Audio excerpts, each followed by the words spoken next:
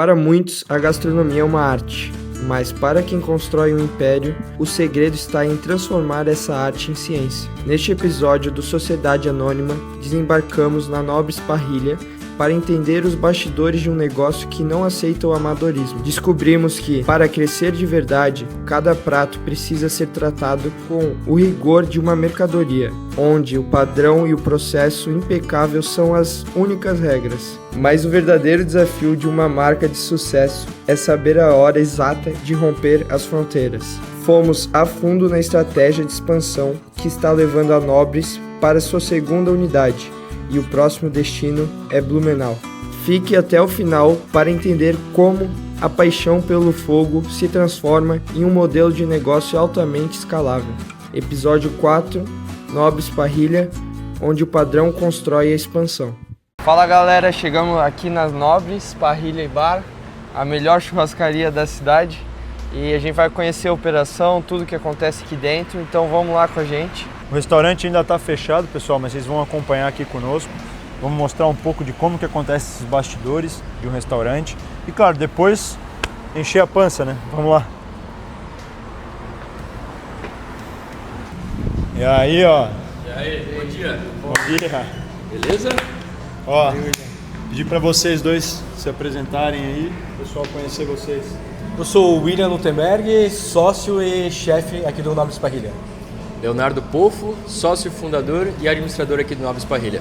Essa é a Nobres Parrilha, uma empresa fundada no final de 2021, com um foco inicialmente de trazer um pouco do conceito da parrilha uruguaia aqui para Balneário Camboriú. Hoje já são 5 anos de história que a gente vem se fazendo presente, especificamente aqui na Barra Norte, e cada vez mais aí trazendo novidades, variedades de cardápio e um excelente serviço para todos os nossos clientes. Hoje, Léo, quanto que a gente tem aí de pessoas sentadas, só para ter uma dimensão mais ou menos do salão aí, depois o Beto dá uma olhada geral? Hoje é aproximadamente 150 pessoas. Essa é a base. Mas a gente também recebe eventos com mais pessoas e com menos. Então hoje a Nobres, ela também atende essa parte do corporativo.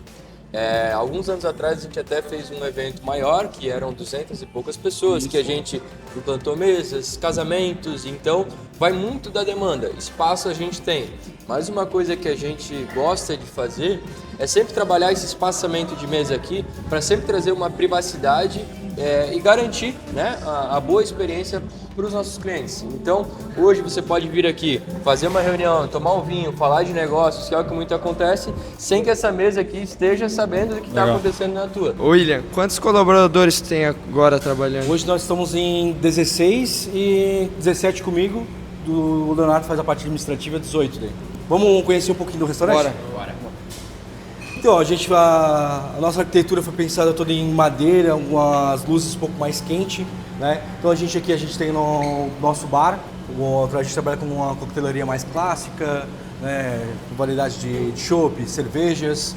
Então ali a gente tem a nossa parte também de banheiros, a gente tem a cozinha, vou dar uma voltinha na cozinha aqui, depois a gente vai pro coração da casa, que é a parrilha, né? Ô William, qual que é a maior dificuldade aqui na cozinha, organizar o processo, tudo?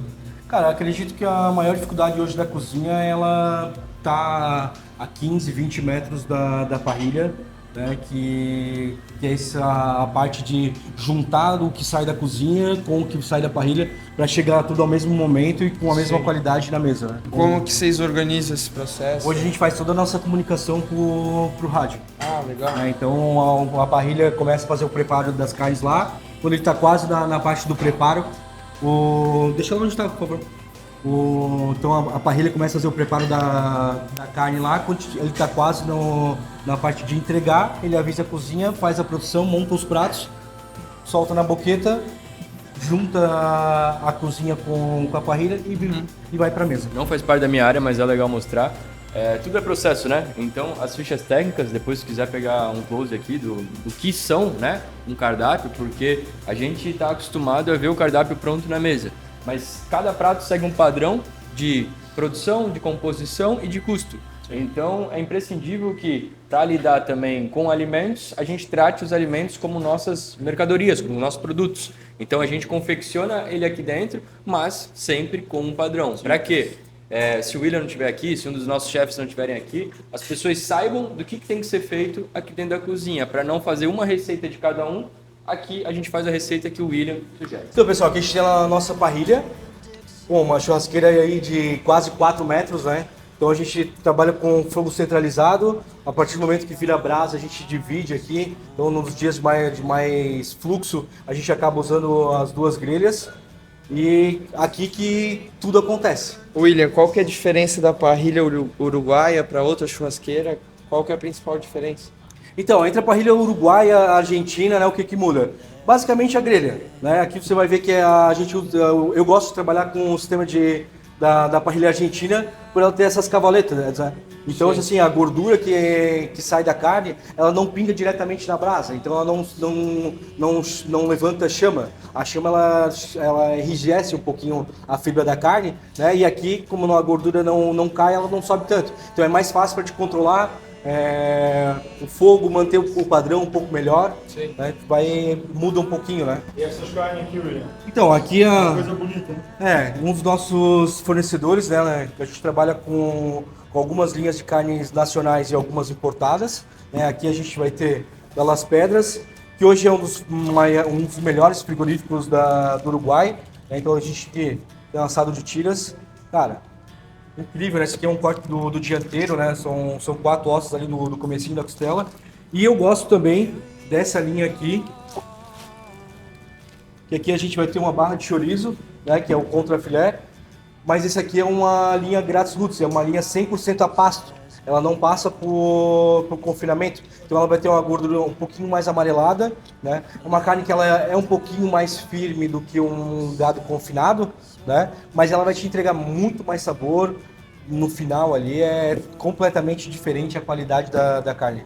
E como que o pessoal diferencia qual que é boa, qual que é ruim, qual que é de melhor qualidade? Hoje a gente trabalha muito com genética, né? Então todos esses frigoríficos, assim, principalmente uruguaios, eles são 100% carne de Angus, né? No Brasil a gente tem alguma coisinha, né, 1/8 ali de raças zebuínas, que por causa dessa diferenciação de temperatura, né? Então ele precisa ali para ele conseguir ter essa engorda legal, esse marmoreio legal na carne. Mas basicamente a gente trabalha só com raças britânicas, né? Vai entrar ali Hereford, Devon e Angus. A gente tem no cardápio também o Wagyu, mas aí é uma outra qualidade daí de carne já também bem diferente daí, né? E é legal dizer para quem não entende muito de raça, para quem vai comer na mesa, o que define o que é bom e o que é ruim é o que tu saboreia. Então a carne é macia, legal, já tem um ponto positivo. A carne tem sabor, porque muitas carnes elas não têm sabor. Entende? Você tem que encher de sal para ela ter algum gosto. Então, maciez, sabor, a apresentação, a gente sabe que as pessoas comem com os olhos, então a apresentação, tu pode servir 2 pratos, um bem apresentado e outro não. Com certeza isso vai influenciar na tua percepção de sabor, entende? E também agregar valor. Então o que eu vejo, a diferença de você comprar uma carne dessa e fazer em casa, do que você vir comer aqui, é que essa é a função do chefe, agregar valor no que já é bom, entende? Então, hoje, tu trabalhar uma carne legal, com uma apresentação legal, no ponto certo, é o que diferencia aí, com certeza, de uma carne talvez que seja boa, mas tu não consegue explorar o máximo na tua casa. Outra pergunta que é legal a gente fazer, o quanto que vocês acham, o percentual, o quanto vocês acham que influencia a carne ser boa dentro do estabelecimento, sabe? Olha, eu sempre falo assim que o chefe de cozinha ou da parrilha, né, ele tem que trabalhar muito com a transformação, né? Então, assim, eu acho que é a gente pegar uma carne que já é muito boa, mas fazer ela ficar excelente, né? Então, a gente entrega muito individualidade, né? Que é o que o cliente ele escolhe, a gente trabalha com 5 pontos, a gente tem que entregar o ponto que ele escolheu ali. Então, assim, eu acredito que a comida é 50% do restaurante, né? O resto é ambiente e talvez o mais importante, o atendimento, né? Sim. Porque eu acredito que até nós como consumidores em outros lugares, tu dá uma segunda chance para uma comida que talvez não esteja tão boa, mas no atendimento, se for não te agradar muito, você não volta. A mesma coisa se você vai num lugar e a comida é muito boa, mas o atendimento não condiz, você também acaba não voltando, né? Sim. Então eu acho que assim, focar muito numa porcentagem de o que é comida, o que seria a experiência, né? Acho que a comida Meio a meio. seria meio a meio assim do montante, né? Não, Eu acredito que a comida é obrigada a ser boa. Ninguém sai de casa e paga para comer algo ruim. Isso é um fato. Então é uma obrigação a comida ser boa. A questão é qual que é o teu diferencial, entende? Sim. Então a carne é boa, a gente sabe. Agora o que a gente vai fazer de diferente? Porque os outros estabelecimentos podem comprar a mesma carne, mas cada um vai ter a sua forma de apresentar. a ideia é agregar valor em cima de algo bom para fazer a pessoa sair de casa. Exatamente. Porque ela poderia comprar isso também. Exatamente, com atendimento, com apresentação, com ambiente, arquitetura, é o complemento. Então, agora de praxe aí, voltando, né, fazendo a nossa fala aqui no final, vamos fazer algumas perguntinhas para eles e começa aí, Márcio, pode perguntar. Acho que pergunta que todo mundo quer saber, quais foram os principais desafios, como que vocês passaram por isso e tudo mais. Acho que os principais desafios que a gente teve foi a implementação de processos, né? Então, com uma empresa do zero, cara, ela tem que ter muito processo, desde a parte de compra, produção, entrega, atendimento. Então, acredito que o nosso maior desafio foi implementar todos esses processos dentro da empresa. Eu acho que o que dá para acrescentar é que desde o começo, quando eu chamei o William para conversar, eu passei que o intuito de criar a Nobres seria construir uma empresa e não só um restaurante. Então, eu tenho um pouco esse jeito metódico de ser, de gostar de ter processos bem definidos, e para mim é muito difícil visualizar uma empresa que não tem o que tem que ser feito detalhadamente. Ou seja, uma pessoa pode começar a trabalhar aqui, mas ela sabe de que entrando na Nobres ela vai ter o manual de cada etapa, de cada setor aqui dentro. Então, é isso. O processo hoje é o coração do negócio, porque independente se o William estiver aqui ou não, a gente tem pessoas que sabem o que tem que ser feito, independente a presença dele, certo? É, o que eu falei, até ontem eu postei um vídeo ali que eu fiz com o Betinho, que talvez para o início da empresa, para a atração inicial, seja importante o fundador estar aqui, né? Mas quando tu tá falando sobre escala e aumento de receita, tudo isso, ele tá aqui muitas vezes é um problema, porque a equipe se conforta nele estar aqui. Então toda a vida vai ter dúvida buzinando na tua orelha, vai ter buzinando na tua também, sabe? O que eu faço? Às vezes o cara pergunta uma coisa que é muito básica e que talvez tá no playbook, tá onde nas fichas técnicas de vocês, mas mesmo assim o cara recorre a vocês. Assim, você não cria confiança em largar teus funcionários para errar. Porque é aquele negócio, tu quer prever todos os erros, mas não é assim que a pessoa aprende. Como toda pessoa que empreendeu ou não empreendeu, que teve seus desafios, sabe que a melhor forma de aprender é errando e corrigindo esses erros. Então, quando você está aqui diariamente e você não tem confiança em deixar o teu funcionário errar, o teu líder errar, você acaba ficando refém disso, entende? E a culpa da sua empresa não crescer, ela não andar com as próprias pernas, é sua. Né? Porque você não cria essa coragem de falar, errem e aprendam da mesma forma que eu fiz. Bom, eu acho que para nós continuar era legal perguntar para vocês também qual que é o diferencial da Nobres. A gente sabe que Balneário é um lugar muito famoso pela praia, né? Então, comida geralmente foram frutos do mar, né? Foram que deu certo aqui desde o início. E qual que é o diferencial aqui para Balneário agora que começou também esse mercado? Quando a gente iniciou aqui não tinha nada, tinha uma churrascaria, agora a gente já está vendo aí o mercado crescendo cada vez mais. E qual que seria o nosso diferencial nesse sentido?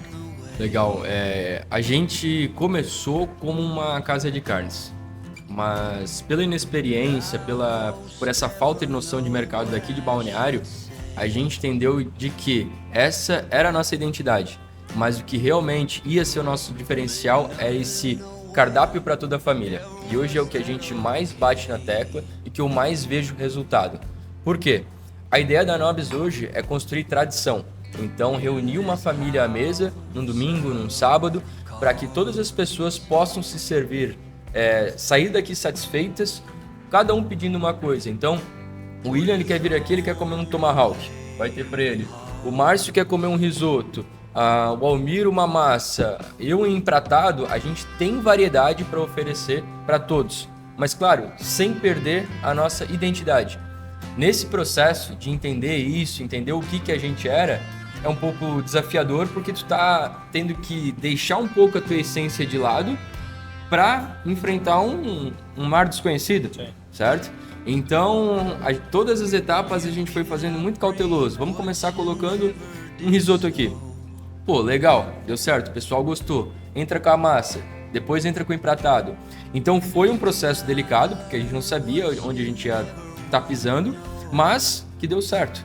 E que hoje eu vejo que a Nobres vai seguir nesse caminho. Porque a ideia é trazer a carne, é trazer a parrilha para a mesa sempre, mas é trazer todos. Então, a nossa introdução do cardápio já fala isso, um cardápio para todos. E a gente nomeia isso como uma parrilha contemporânea.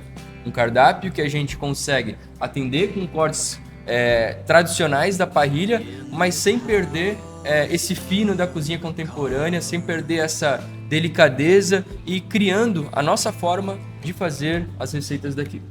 Eu acredito que a gastronomia ela se renova muito rápido, né? Então o que é tendência ano passado, hoje talvez já mudou um pouco, né? Então hoje a gente tem uma tendência de pratos um pouco menores, mas também tem muito essa pegada da mesa posta para compartilhar, né? Então acho que a gente ter essas variações no cardápio, né? Desde um prato individual, do menu um pouco mais executivo para o dia da semana, mas no final de semana pratos maiores, né? Com porções maiores realmente para a família, para a gente poder compartilhar, ter essa mesa posta. Então eu acredito que a gente estando em atingindo todos esses públicos é o nosso principal diferencial. E claro, o serviço, né? A parte também minha e do Leonardo desde lá do fornecedor, conhecer o manejo dele, a criação, a rastreabilidade toda que o nosso fornecedor entrega. Então eu acredito que isso também é um grande diferencial da Nobres, né? Bom, eu acho que para finalizar seria legal perguntar para vocês agora sobre expansão, que começaram aqui há 5 anos, fazem 5 agora em dezembro, e quais são os próximos passos?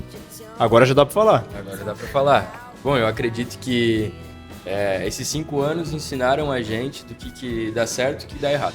Muito do que a gente está resumindo aqui até agora, né? O que são os desafios, os processos, mas no meio do caminho, todos esses desafios moldaram a gente entender se a gente queria expandir ou não. Porque isso foi uma pergunta que a gente sempre se fez e eu mesmo tô dando como é que eu posso dizer?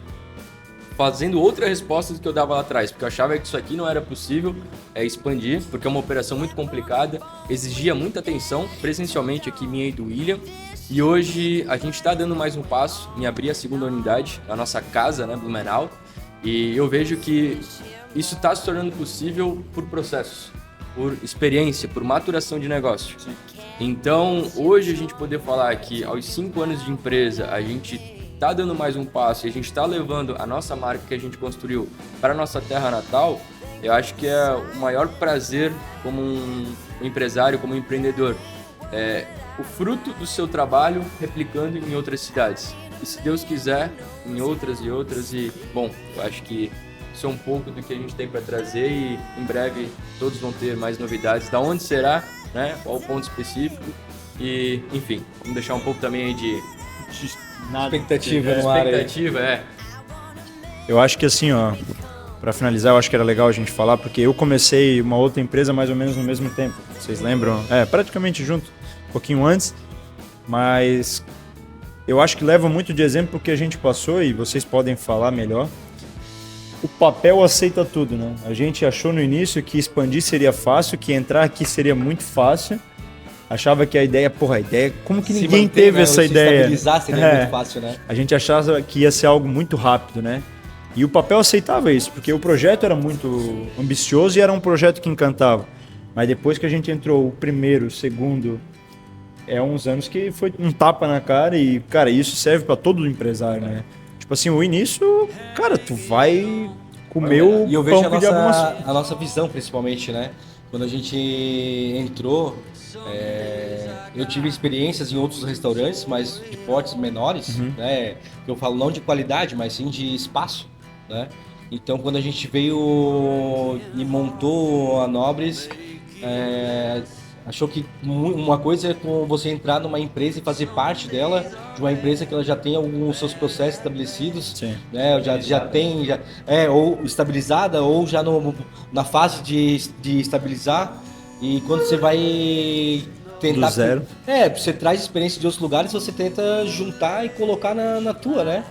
E você vê que, cara, tem as particularidades de cada empresa, de que muita coisa do que o William pensava há 5 anos atrás, mudou, né? Hoje já não faz mais sentido, e muita coisa que eu tinha um conhecimento, a gente teve que adaptar para nossa realidade, e esse crescimento, né, pessoal, profissional, de tudo do que acontece. E hoje, há menos de 5 anos, a gente já partindo por uma nova etapa, assim, isso dá um ar de ainda mais força. Sim. Mas a gente vê também por tudo que passou nesses anos, e eu acredito que a expansão, né, por mais que tenha seus desafios, com certeza a gente vai enfrentar desafios novos todos os dias, mas a gente vê que com essa bagagem que a gente adquiriu nesses últimos 5 anos, já consiga também ter... mais segurança, né? Mais segurança. Não digo fácil, né? Porque tudo é difícil, né? Mas vem com mais segurança. Mas vem com mais segurança. Mais background. Se torna um pouco mais... Simples de fazer, né? Sabor simples. Mas assim, o que tu falou do papel é legal, porque assim, no papel tudo é possível, né? Mas ele é muito importante. Sim. Que é ali onde é que começa tudo. Ali tu pode sonhar. Exato. Não significa que o que está no papel é o que vai acontecer de A a Z numa linha reta e vai ser isso. O papel, ele é o começo de tudo. E eu vejo que quando eu estava escrevendo essa empresa, eu estava com 21, hoje eu estou com 26. Sim. Mas eu não parei de usar o papel. Sim, claro. Porque desde que eu me mudei para Blumenau, a primeira coisa que eu fiz foi escrever num papel que eu teria a segunda unidade em 3 anos. Certo? Fazem o quê? 4 meses? 4 meses. Eu tô com a segunda unidade.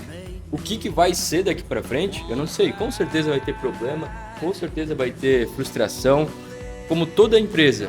Mas esse é o papel do empresário, esse é o papel do empreendedor. Tomar risco. Tomar risco e resolver. Porque se fosse fácil, todo mundo fazia, aquele velho bordão. Mas a gente tá aqui pra isso. A gente não quer estabilizar. Eu retorno à minha fala inicialmente. Eu nunca quis ter um restaurante. Eu sempre quis ter uma empresa. Sim. Eu me espelho muito em Madeiro, que conseguiram replicar isso, conseguiram fazer um negócio que para mim é... Para além de um restaurante. Exato.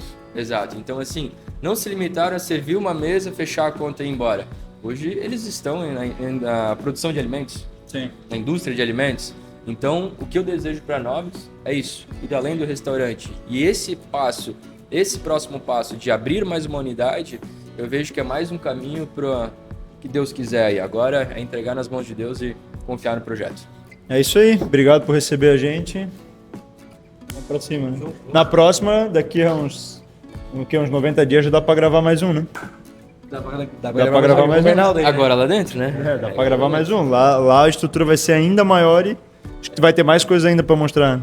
Isso aí, com certeza. Tô otimista aí. Amém. Estão todos convidados também pra conhecer a Nova Nobres. Fala pessoal, acabamos de comer aqui na Nobres, conhecer o restaurante, muito legal. Deu para conhecer todo o processo, então é isso, tamo junto. Deixa o like aí, compartilha o vídeo, comenta aí qualquer dúvida, estamos à disposição. Um abraço e até o próximo. Valeu. Abraço.